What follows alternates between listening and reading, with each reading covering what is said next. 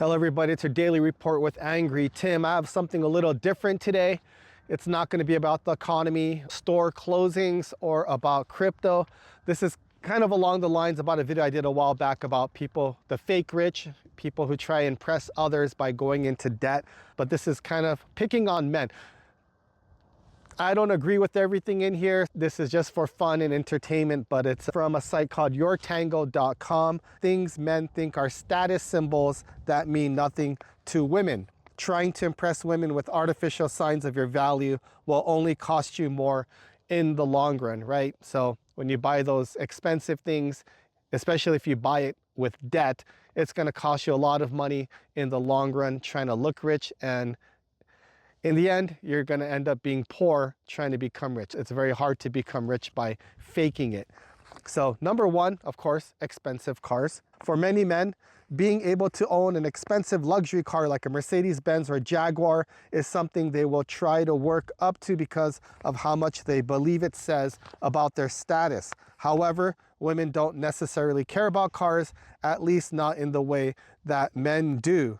That's not to say there aren't women out there who aren't as equally invested in cars, but for the most part, they don't view having an expensive car as something that reflects a man's true worth. If there are any ladies out there, let me know in the comments if fancy cars impress you, or if you see a guy in a fancy car, do you think automatically he's someone rich or someone in debt just trying to impress women? Number two on the list, fancy watches. Whether it's investing their money into a Rolex, men seem to care a lot about luxury watches, seeing them as not only a piece of jewelry, but also a statement about who they are.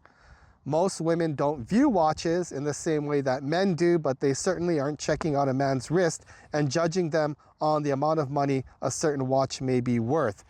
Let me know in the comments how you feel about that. I know there are a lot of men who collect watches or like to have a Rolex. If you're in sales, you know, if you have a Rolex versus like a Seiko or something, you might impress your clients and they might see us successful, and you might get a deal done that way. And for women, if they're not into watches, they might not even know half of the other luxury brands out there. Everyone knows Rolex, but if you have another Swiss watch that's not as famous as Rolex, but equally or even more expensive than a Rolex, maybe they won't even know what that is. So you could have a $10,000 watch on your wrist. Some people might not even know what that is. Omega, Rolex probably get the most recognition because it's so famous. So that's the one you want on your wrist. But let me know in the comments if you think watches, if you're a woman and you see a man wearing a Rolex, do you think he's rich and successful, or do you think it's someone who bought it with his credit card and he's just showing off and he's probably broke with not much money in his bank or a negative net worth? Number three, designer clothes and shoes. Some men find value and status in being able to own the latest pair of Louis Vuitton or Gucci shoes. They may see name brands as a reflection of their worth and flex that luxury as proof that they belong in an elite circle. While some women may also indulge in designer goods, they try not to make them as central to their identities. Most women instead focus on style, fit, and how the outfit can complement their personality instead of overtake it. Fashion psychologist Dion Terrelonge explained that the reason men are more obsessed with designer labels than women is because of this innate need to fit in. I think it's more about fitting in, she said. So as human beings, we all go through these development stages in our lives, and when we are teens, we are developed mentally for a need for sameness, the safety of sameness. One way we show our sameness is the way we dress. So yeah, I can see that. You are who you hang out with, right? That's what they say. So if you were working in an office and everyone, you know, was wearing whatever, maybe they had a Louis Vuitton wallet, Gucci shoes, they had a Rolex watch on. In order for you to fit in, you'd probably try and buy the same fashion, the same brands that your colleagues were wearing. But let's say you were working at the gym.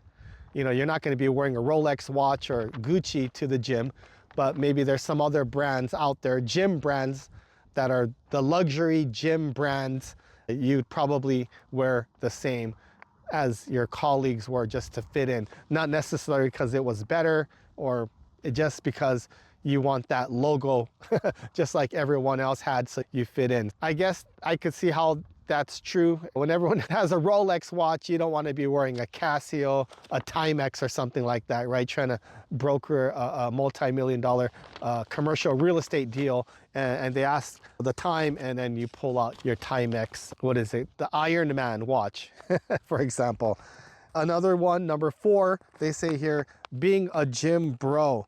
It's no secret that many men put a lot of effort into their appearance, whether it's wearing designer clothes, watches, or spending a healthy amount of time at the gym to bulk up. However, women might not necessarily care about muscles in the way men do.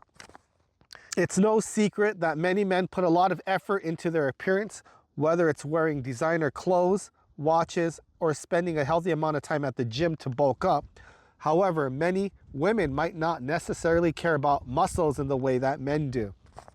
A team of researchers led by Patrick K. Durkee at the University of Texas collected responses from 503 women and 942 men. They found that women prefer muscles that are hard to build to be larger than muscles that are easier to build. Men seemed to think that bigger muscles were better, while women admitted to not having the same preference. They wanted muscles, but not for them to be too big. So there you go. Another thing, going to the gym, big muscles. A lot of men think that impresses women, but they like you to be fit. Number 5, over-the-top arrogance. So I guess men think that's something women like, but according to them, there's a difference between confident and secure in who you are by having an over-the-top personality that borders on being arrogant.